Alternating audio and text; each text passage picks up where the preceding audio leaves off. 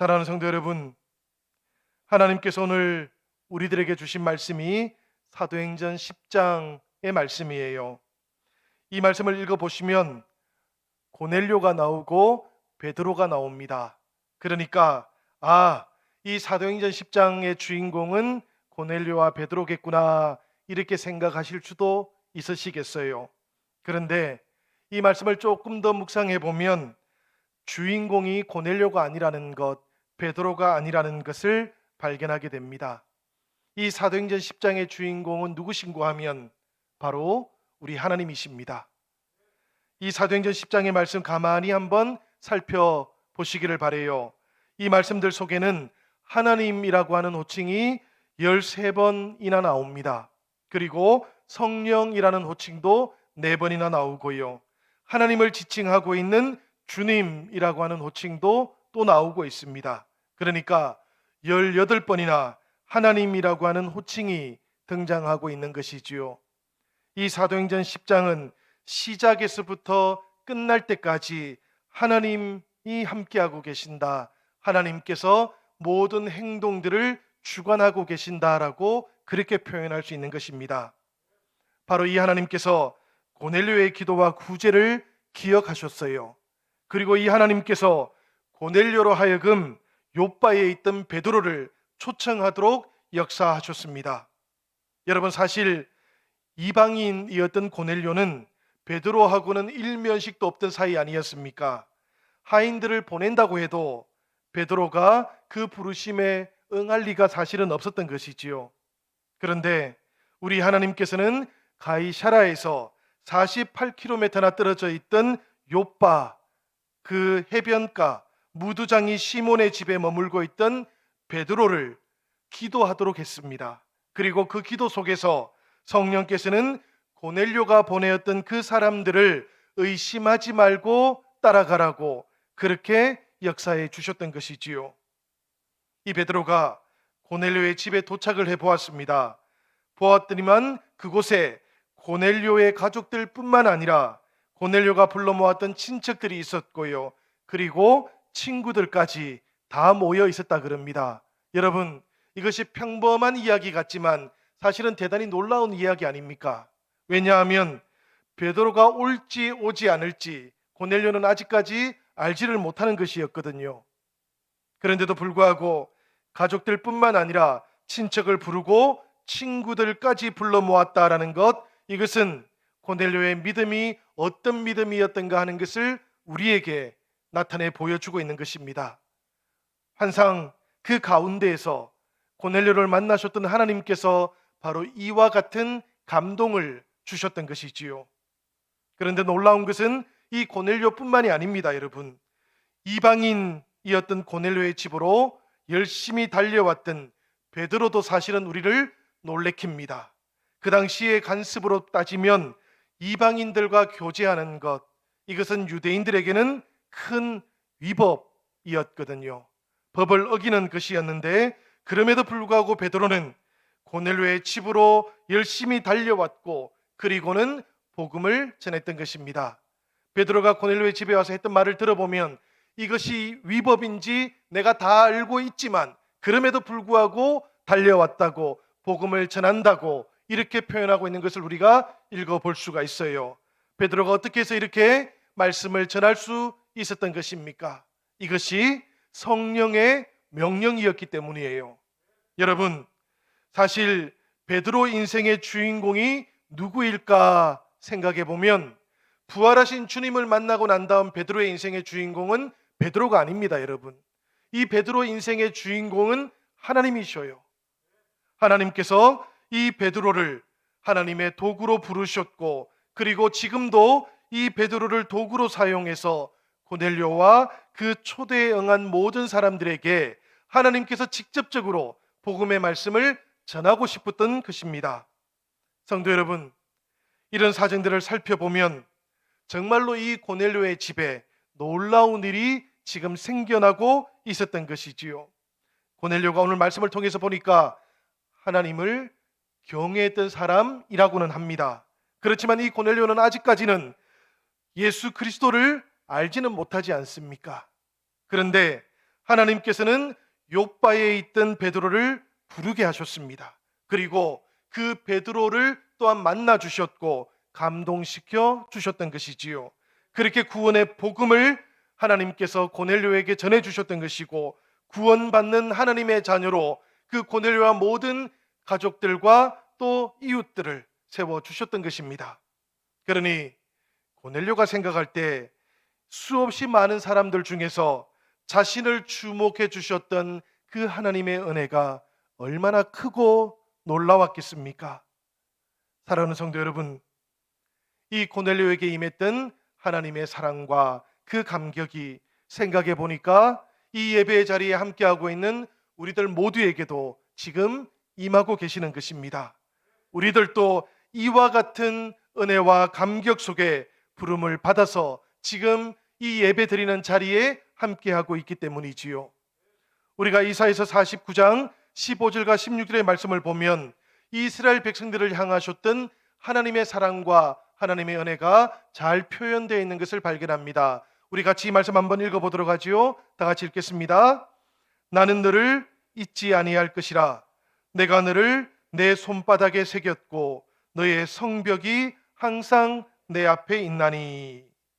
이 말씀을 보면 여러분, 하나님께서는 이스라엘 백성들을, 하나님의 자녀들을 결코 잊지 아니하시겠다, 그렇게 말씀하셔요. 어떻게 해서라도 잊지 않겠다고 말씀하셨는가 하면 그 백성들의 이름을 하나님의 손바닥에 기록해서라도 결코 잊어버리는 일이 없겠다라고 그렇게 말씀하십니다. 그리고 난 다음에 이어지는 말씀을 보면 너의 성벽이 항상 내 앞에 있도록 하겠다라고도 말씀하십니다. 본래 유대인들은 하나님께 기도할 때에 이 예루살렘 성벽 앞에서 성전 벽을 보면서 기도했던 것 아닙니까? 지금 이 말씀이 바로 그 이야기인 것이지요. 너의 성벽이 항상 내 앞에 있도록 하겠다. 너의 기도의 제목들이 항상 내 안에 역사하도록 하겠다라고 그렇게 말씀하고 있는 것입니다. 그러니까 하나님께서 그 시선을 사랑하는 자녀들 위에 두겠다라고 그렇게 말씀하셨던 것이고요. 이 고넬료와 그 일행들 위에도 하나님의 이 시선이 온전히 집중되어 있다라는 그런 이야기입니다.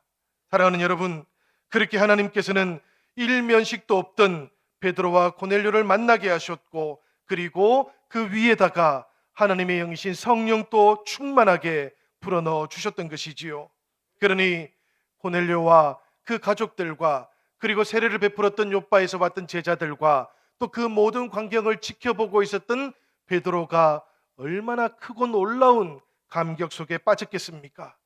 세례를 받고 있는데 이 고넬료와 그 가족들의 마음이 얼마나 콩닥콩닥 뛰었겠어요. 저는 하나님을 만나면, 하나님께서 우리에게 임하시면 바로 이런 은혜가, 이런 감격이 우리에게 찾아오는 줄로 믿습니다. 사랑하는 여러분, 이 은혜의 감격 우리들 모두도 함께 누리시고 또 하나님께서 우리에게 흘려보내셨던 이 은혜 위에서 우리가 힘차게 살아갈 수 있기를 기원드립니다. 사랑하는 여러분, 특별히 우리가 신앙생활을 하시는 동안에 혹시라도 하나님의 은혜와 하나님의 감격을 부어주겠다라고 말하는 그런 사람들을 만나시면 현혹되지 않으시기를 바랍니다. 왜 그런가 하면 우리들 모두는 다 예수 그리스도를 믿을 때 바로 그때부터 우리 하나님께서 부어주셨던, 그리고 우리에게 흘려보내셨던 그 은혜 안에 살아가고 있기 때문입니다.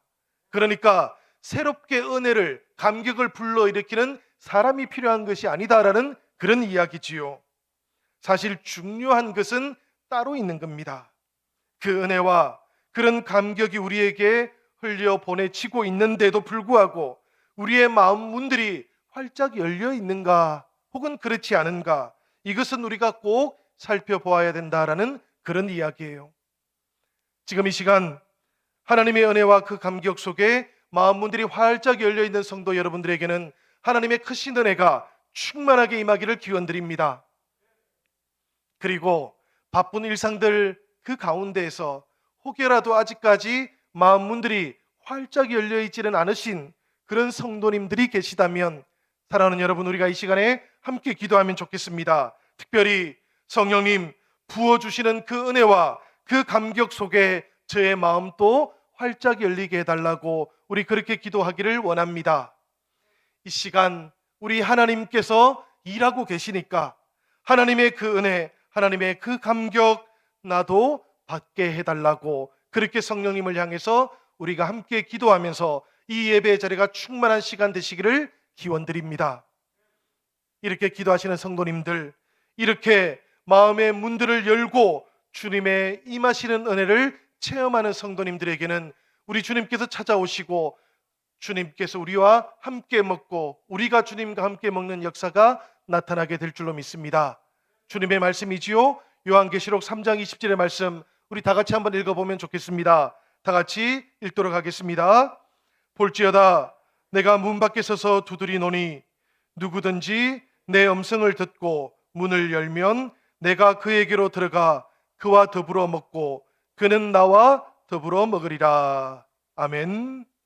이 말씀을 보시면 어떻습니까, 여러분?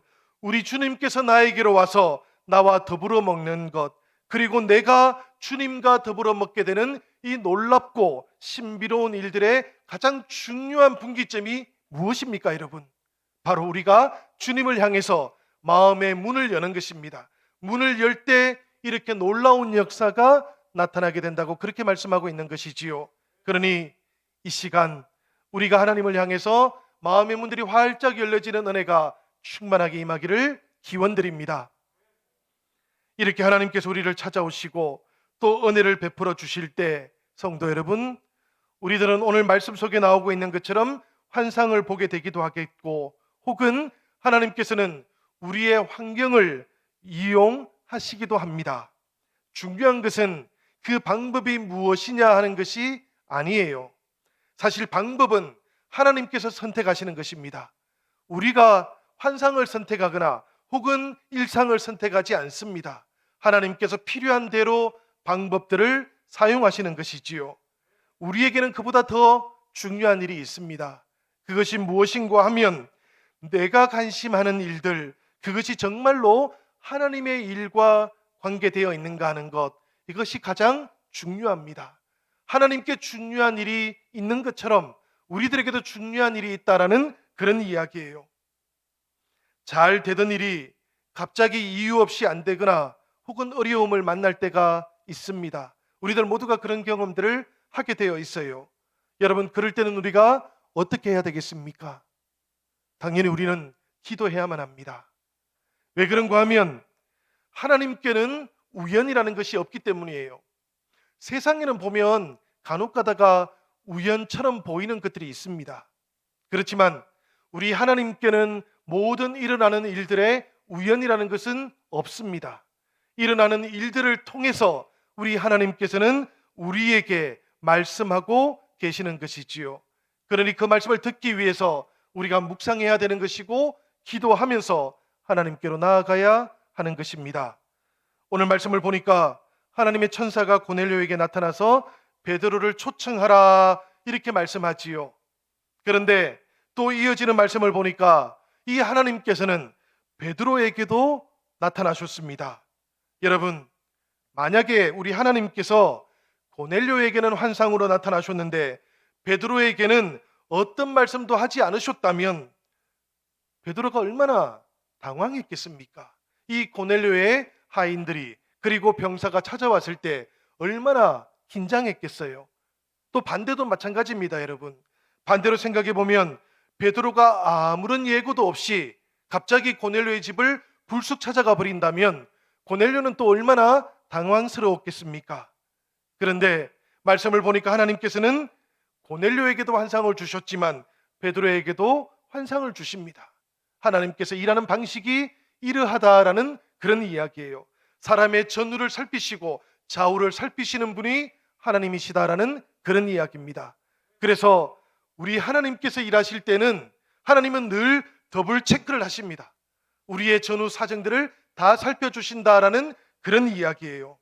그러니 사랑하는 여러분, 하나님께서 일하실 때 하나님께서 일방적으로 일하지 않으신다라는 것을 늘 기억하시기를 바랍니다. 사울이 다메섹으로 가는 길 위에서 부활의 주님을 만났지 않습니까? 부활의 주님을 만나는 것은 사울에게는 너무나 기쁜 일이었어요. 이보다 더 좋은 일은 없습니다.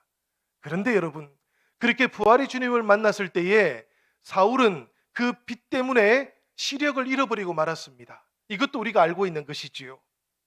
그런데 바로 그때 하나님께서는, 우리 부활의 주님께서는 다메섹으로 가셔가지고 아나니아도 만나 주셨다고 성경은 말합니다. 아나니아를 통해서 주님께서는 사울을 인도해 주셨을 뿐만 아니라 그 눈도 치유받을 수 있도록 이끌어 가셨던 것이지요. 하나님께서 일하시는 방식, 하나님께서 계획하시고 진행하시는 방식이 이러하다라는 그런 이야기입니다.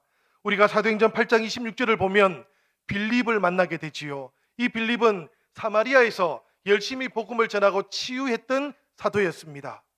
그런데 여러분, 이 빌립이 그렇게 사마리아에서 복음을 전하고 큰 역사를 나타내고 있을 그때에 주님의 사자가 빌립에게 나타났던 겁니다. 그리고는 이 빌립들어 저 멀리 남쪽 지방으로 내려가라고 그렇게 말씀을 하셔요. 우리 말씀 한번 읽어보도록 하겠습니다. 8장 26절의 말씀 다 같이 읽어보지요. 주의 사자가 빌립에게 말하여 이르되 일어나서 남쪽으로 향하여 예루살렘에서 가사로 내려가는 길까지 가라 하니 그 길은 광야라. 사람들이 아주 많은 곳 사마리아에서 살던 빌립이었습니다. 그런데 갑자기 주의 천사가 광야로 가라 그러는 것이지요. 이 광야에는 사람이 없는 겁니다. 당연히 빌립은 이렇게 물을 수가 있어요. 주님, 왜 갑자기 저로 하여금 광야로 가라고 하시는 것입니까? 이렇게 물을 수 있었습니다. 그런데 이 빌립은 어떻게 대답을 했는가 하면 일어나 가서 보았다 라고 그렇게 말씀하시지요. 27절 상반절이 그렇게 되어 있는 겁니다. 일어나 가서 보았다. 여러분, 성령의 사람들이 이렇게 하는 겁니다. 성령의 사람들은 그 마음속에 감동이 주어지면 성령의 인도하심을 따라서 그렇게 움직여가는 것입니다. 빌립이 그렇게 가서 보니까 그곳에 에티오피아 내시가 한 사람 있었어요. 이 에티오피아 내시가 성령의 감동을 받아서 성경의 말씀을 펼쳐 읽고 있었던 것입니다. 빌립이 묻기를 그 말씀을 이해하느냐고 이렇게 물었는데 내시가 뭐라고 말했습니까? 이 말씀을 하나도 이해하지 못하겠다 이렇게 말하니까 빌립이 다가가서 그 말씀을 풀어주는 겁니다. 그 말씀을 풀어주면서 바로 이 말씀 속에 나오고 있는 메시아가 예수 그리스도시다라고 그렇게 선포했던 것이지요. 에티오피아가 우리 기독교 역사 가운데 가장 초기의 기독교 국가가 된 이유가 바로 여기에 있는 것입니다. 여러분, 이 빌립의 역사를 통해서 에티오피아 내시가 자기의 나라로 돌아가서 복음을 전했던 것이지요. 저는 이 빌립의 이야기를 통해서도 하나님께서 일하시는 방법을 생각해 봅니다. 하나님께서 막연하게 일하지 않으신다라는 그런 이야기입니다. 하나님께서는 준비 없이 일하지도 않으신다라는 이야기지요.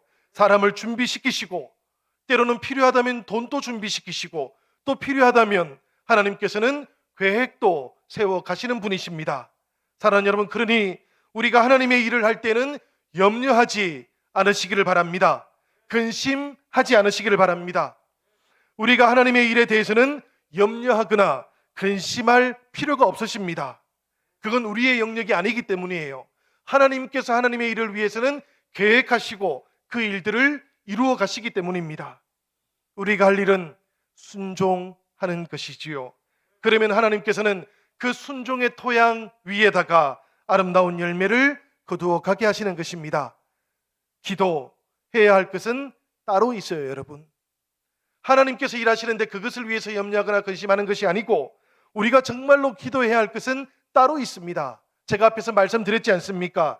내가 관심하는 그 일이 정말로 하나님의 일인가? 이것을 우리가 기도하면서 돌아볼 수 있어야 된다라는 그런 이야기입니다. 아주 유명한 일화가 하나 있지 않습니까? 아브라함 링컨이 노예 해방을 위해서 남북 전쟁을 했지 않습니까? 그 중에서 남군에게 밀려가지고 그 전쟁의 패배의 위험을 맞이하게 될 때가 있었습니다. 그때 참모 중에 한 사람이 링컨에게 이런 이야기를 했습니다. 하나님께서 우리 편이 되어 주시도록 우리가 기도하십시다. 이런 태도도 나쁘지는 않습니다. 그지요? 그렇지만 링컨은 이렇게 대답을 합니다. 내가 염려하는 것은 하나님이 내 편인가 아닌가 하는 것이 아닙니다.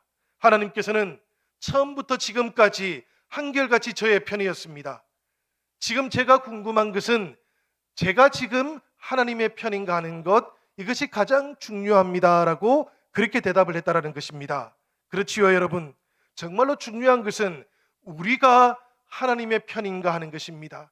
나의 뜻과 나의 계획이 하나님의 뜻과 하나님의 계획과 온전하게 일치되고 있는가 하는 것, 이것이 정말로 중요하다라는 그런 이야기예요. 하나님의 뜻이기만 하다면 성도 여러분, 우리가 믿음으로 따르면 좋겠습니다. 우리가 그렇게 따르기만 하면 하나님께서 우리의 모든 인생을 책임져 주시기 때문입니다. 하나님의 뜻을 중심에 두고 우리의 자녀들을 위해서 기도하신다면 하나님께서는 우리 자녀들을 책임져 주십니다. 그 앞날을 하나님께서 인도해 주신다라는 그런 이야기입니다. 우리 영신교회 하나님의 뜻대로 기도하면서 그렇게 한 걸음 한 걸음 나아가시기만 하면 우리 교회의 미래도 하나님께서 책임져 주실 줄로 믿습니다. 사랑하는 여러분, 하나님께서 책임만 져 주시는 것이 아니에요. 교회 전체, 우리들의 생애 전체를 하나님께서는 영광스럽게 변화시켜 가시는 것입니다. 그러니 여러분, 우리가 기도하기를 원합니다. 우리 가정에 찾아온 일들을 돌아보면서 이 일들이 하나님의 뜻이 되도록 우리가 함께 기도하십시다. 일터와 사업장에 우리가 만나는 모든 일들을 우리가 함께 기도하면 좋겠습니다. 특별히 오직 하나님의 뜻 위에 일터의 모든 관계들이 온전하게 설 수 있도록 이 시간 우리가 기도하면 좋겠어요. 그리고 또 우리가 기도할 것이 있습니다. 우리 사업장의 목적이 하나님의 뜻을 향할 수 있도록 함께 기도하면 좋겠습니다. 저는 여러분 이렇게 생각합니다. 때때로 우리가 사업장을 열고 주일에도 가게를 열고 영업을 하지 않습니까? 그러다 보니 그것이 이유가 되어서 예배를 드리지 못하는 그런 성도님들도 계셔요. 저는 이건 잘못되었다고 생각합니다. 주일을 하나님께 온전히 드리지 않고 가게를 여는 것, 이것은 성도들이 가야 될 길은 아닌 것이지요. 우리가 정말로 하나님의 뜻을 생각한다면 사업장의 목적이 하나님과 일치될 수 있어야 되는 것입니다. 그래야만 하나님께서는 그 사업장을 축복하시고 그 길을 통해서 하나님의 역사를 우리에게 나타내 보여주시기 때문인 것이지요. 여러분, 우리가 이런 일들을 위해서 기도하면 좋겠습니다. 우리가 그렇게 기도하고 또 기도할 때 하나님께서 기도하는 이들을 사용하시기 때문입니다. 베드로가 정해진 시간, 늦지 않은 시간에 올라가서 기도했지 않습니까? 난 12시였습니다. 일상의 기도 시간이었습니다. 그렇게 올라가서 기도를 했는데 베드로가 생각지도 못했던 환상을 만나게 되었던 것이지요. 믿을 수가 없었습니다. 이해할 수도 없었어요. 베드로가 그 뜻을 몰랐던 것은 아닙니다, 여러분. 사실 베드로가 왜 그것을 몰랐겠습니까? 다만 받아들일 수가 없었던 것이지요. 그런 모양을 하고 있는 것 속에 유대인들이 결코 먹지 않는 음식들이 들어 있었던 것, 이것이 이방인들을 가리킨다라는 것을 베드로는 알고 있었던 것입니다. 그리고 그것을 담고 있는 그릇이 새롭게 나타난 교회라는 것도 베드로는 알고 있었던 것이에요. 다만 오랫동안 지켜왔던 율법에 따르면 이렇게 할 수는 없었던 것입니다. 받아들일 수가 없었던 것이지요. 그러다 보니까 하나님께서 말씀하시는데도 베드로는 그것은 잘못되었다고, 주님 저는 이제까지 한 번도 이런 것들을 먹지 않았습니다라고 거절하는 겁니다. 몇 번이나 거절했겠습니까, 여러분? 말씀을 보니까 3번이나 거절을 했다 그럽니다. 이 이야기는 하나님께서도 베드로에게 똑같은 말씀을 3번이나 하셨다는 이야기예요. 내가 거룩하다고 말하는데 네가 어떻게 속되다고 그렇게 정죄하느냐라는 말씀을 하나님께서도 3번이나 하셨다는 이야기입니다. 그리고 난 다음에 그 그릇이 하늘로 올라갔던 것이지요. 베드로의 마음속에 계속해서 의구심이 있었던 것인데 바로 그때 고넬료의 하인들과 병사가 찾아왔던 것입니다. 그리고 그들이 찾아온 그 순간에 성령께서 다시 베드로의 마음속에 깨달음을 주셨던 것이지요. 정답을 준 게 아닙니다, 여러분. 의심하고 있는 베드로를 향해서 이 사람들과 함께 가라고, 이 사람들을 내가 보내었다라고 그렇게 말씀해 주셨던 것이에요. 그래서 베드로는 믿음을 가지고 고넬료의 집으로 찾아왔던 것입니다. 그렇게 찾아와서 고넬료의 이야기를 듣다 보니까 그때서야 비로소 의구심이 다 사라졌던 것이에요. 하나님께서 놀라운 역사를 새롭게 이루어 가신다라는 것을 깨닫게 되었던 것입니다. 사랑하는 여러분, 오늘 이 말씀을 보면 하나님께서는 고넬료를 하나님의 자녀로 세우려고 하셨던 것이 분명합니다. 그렇지만 동시에 하나님께서는 이 베드로도 변화시키려고 하셨던 것이지요. 말씀을 보니까 이 베드로가 지금 어디에 머물고 있었습니까? 욥바의 무두장이 시몬의 집에 머물고 있지 않습니까? 이 무두장이는 어떤 사람인가 하면 죽은 짐승의 가죽을 벗기는 사람입니다. 그것을 벗겨가지고 가죽 제품을 만드는 사람을 무두장이라고 부르는 거예요. 유대 사람들은 당연히 가까이 하지를 않습니다. 왜냐하면 가죽을 만지니까 아무래도 피를 가까이 하는 사람이기 때문입니다. 다들 피했는데 놀랍게도 지금 베드로가 그 집에 머물고 있다는 것입니다. 베드로가 루다라는 곳에서 에니야를 살렸고 욥바에서는 다비다를 살렸던 사람 아닙니까? 많은 사람들이 베드로를 자기 집에 모시고 싶었을 거예요. 그런데도 베드로는 이 시몬의 집에 머물겠다라고 결정했던 겁니다. 이것을 보면 베드로는 지금 최소한 유대인들 속에 있는 편견들은 다 내려놓은 거예요. 유대인들은 하나님의 선택받은 백성이다라고 그렇게 생각을 했던 것이지요. 이것이 예수님을 통해서 배웠던 진리라고 생각했던 것입니다. 다만 이방인들에 대해서는 그렇게 생각하지를 못했던 것입니다. 하나님께서 베드로를 부르시고 하나님의 일을 맡기신 이유가 바로 여기에 있는 거예요. 하나님께서는 만약에 고넬료만 구원하시려고 했으면 그곳에 주의 사자를 보내고 그곳에서 하나님이 스스로 이 고넬료의 집안을 변화시켰을 겁니다. 그런데 베드로를 사용하시지 않습니까? 베드로에게 일을 맡기지 않습니까? 그리고는 이 고넬료의 집에 가서 너도 이 일에 참여하라고, 그래서 너의 마음도 달라지라고 이렇게 말씀하고 있는 것이지요. 이 말씀을 보면 교회가 어떤 곳인가 하는 것을 다시 깨닫게 됩니다. 사랑하는 여러분, 교회는 일하는 곳이 아닙니다. 교회는 사람을 세우는 곳입니다. 사람을 세워서 하나님의 자녀로 만드는 곳이 교회라는 것을 기억하시기를 바라요. 하나님께서는 그렇게 베드로에게 일을 맡겨서 베드로의 마음을 변화시켰던 것입니다.